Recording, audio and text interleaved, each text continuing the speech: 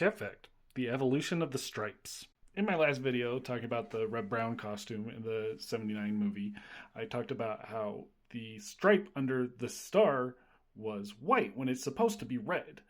And they haven't always been consistent about that in the comics, but I decided to take a look at my toys and stuff to see how consistent it was. And you can see on a lot of these, they do indeed have that red stripe. And that one doesn't.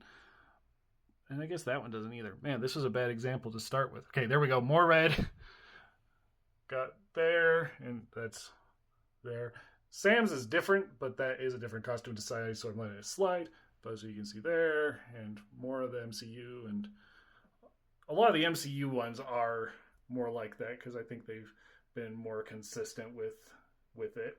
But I decided to also look at some of the comics for examples, and was actually surprised to see there was more evolution to it than just the placement of the stripes. As you can see in these early issues, so this one would have been, this is a reprint from one from the 40s, but then in the 60s when they brought them back, the stripes are much smaller and closer together, and so it's a lot more difficult to say one of them is under the center stripe, the star. As the years progressed, they did start to thicken up a bit, but even here it kind of seems like they're not super concerned with the alignment yet. Towards the 70s to 80s, they really have gotten to more this thick width that I think we're used to, although it seems like they still weren't super consistent on the coloring. It seems like it was around the 90s that it really became more consistent to have the red stripe underneath the star.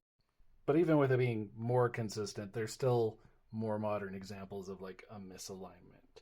Although this one I'm not sure. It's hard to tell with that separation.